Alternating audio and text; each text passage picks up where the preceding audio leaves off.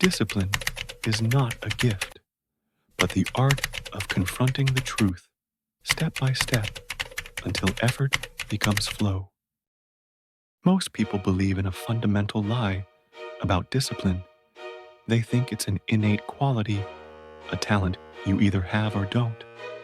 Or maybe they see it as a temporary state of motivation, something that burns brightly and then vanishes.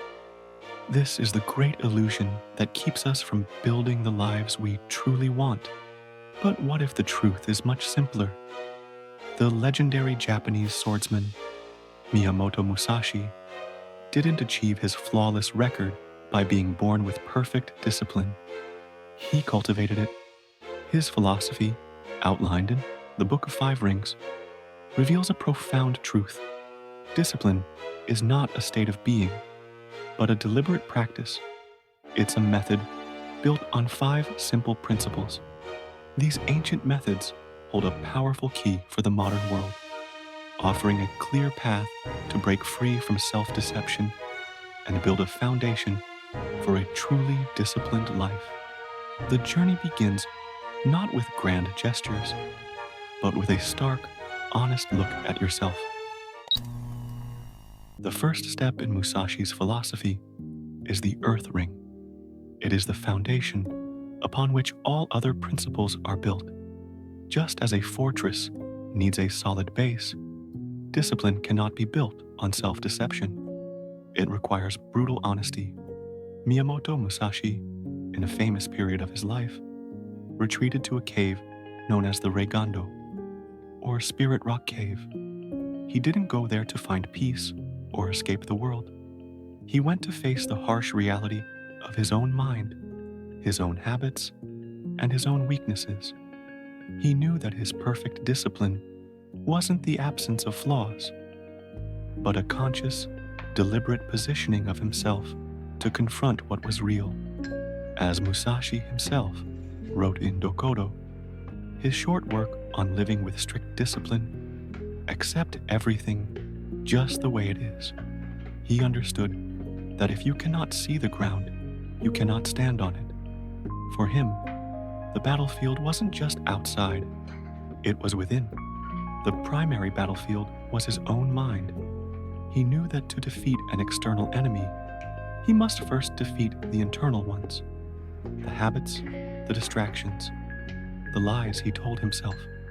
In the Book of Five Rings, Musashi describes the 5 main positions for holding a sword, but he also speaks of 5 positions of self-deception that mirror them. These are the illusions that keep us from the truth. The mountain. False strength and inertia, the belief that you are immovable, that you have a strong will, when in reality you are simply stuck and unwilling to move. The river. Unfocused fluidity and aimlessness, the belief that you are flexible and adaptable, when you are simply drifting without a destination, following any current that comes along. The fire. Burning energy in anger, the belief that your passion is productive when you're just consuming yourself in unproductive rage and resentment. The wind. Following every trend, the belief that you are open-minded when you are simply without a compass, chasing whatever new idea blows by. The void. Doing nothing, the belief that you are at peace when you are simply paralyzed by indecision and inaction.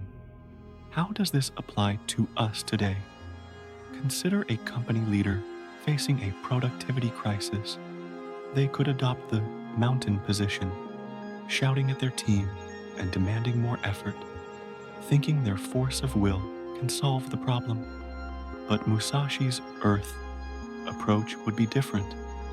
This leader would sit down and, with brutal honesty, map out every single minute of their team's day. They'd track the meetings, the coffee breaks, the unplanned interruptions, and the actual time spent on work. This simple act of tracking exposes the hidden distractions and the true sources of the problem. allowing them to rebuild the foundation, or consider personal procrastination. We lie to ourselves, saying, "I don't have time." The Earth Ring discipline tells us to stop.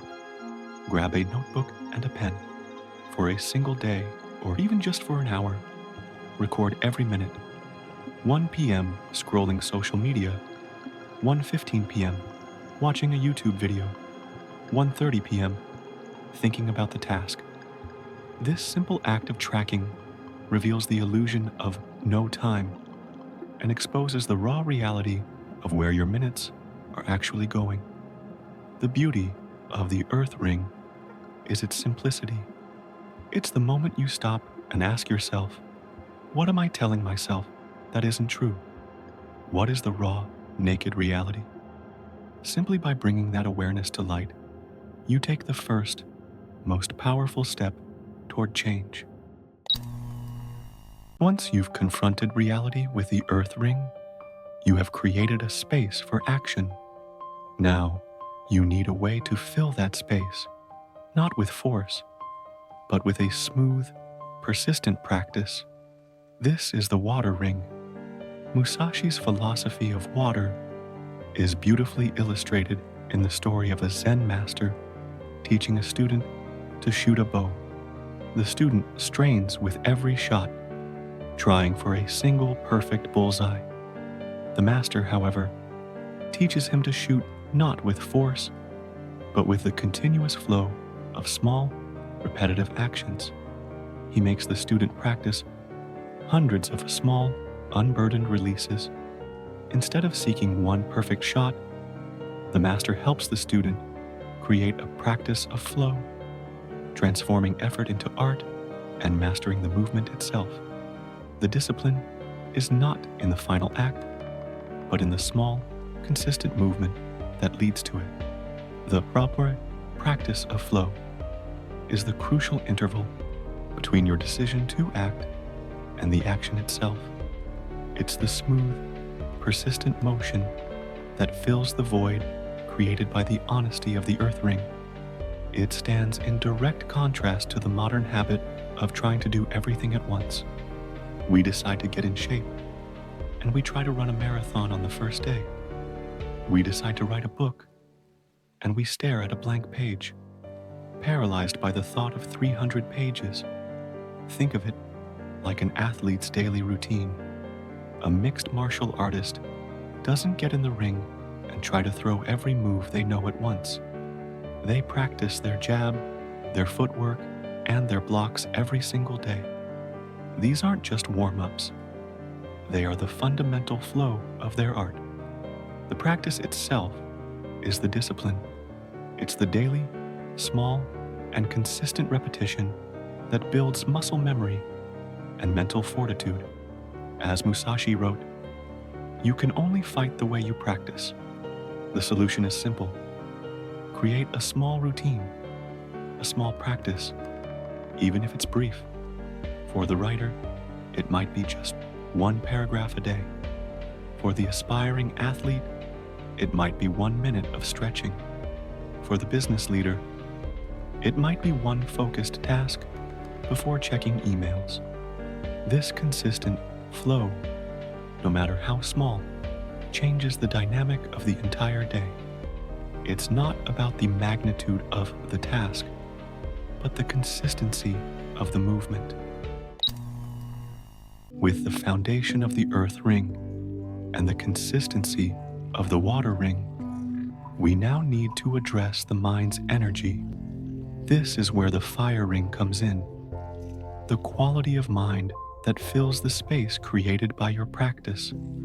Musashi's concept of fire is not about destructive rage, but focused, productive energy. There is a story of a furious warrior, cornered and facing multiple attackers. He moved not with uncontrolled hatred, but like fire. His movements were focused, his energy contained, and he disarmed every opponent. He used his anger as fuel for a focused attack. This example illustrates how raw emotion can be converted into power. The fire of discipline has 3 paradoxical qualities. 1. It illuminates. Like a controlled flame, it reveals the truth behind your raw emotions. When you feel a surge of anger, the fire of discipline doesn't let you lash out. It allows you to see the source of that anger and use it as information. 2. It burns away. Like a concentrated fire, it consumes your own flaws. It doesn't allow you to turn your resentment outward. It forces you to turn it inward, to burn away the things that are holding you back. 3. It propels. Like an explosive force, it generates power from raw energy, not from self-hatred. It takes the jealousy you feel about someone else's success and converts it into a sudden burst of productive action. For example, imagine you feel a pang of jealousy seeing a friend's career success. The fire mind allows you to see this jealousy not as a negative emotion to be suppressed, but as a signal. It tells you there is a gap here. It's an obstacle to be navigated, or better yet, a raw energy source. Instead of dwelling on the feeling, you can immediately redirect that energy into a productive action, sending a focused email, making a new connection, or working on a skill that will help you bridge that gap. This conversion allows for perfect adaptability in the moment.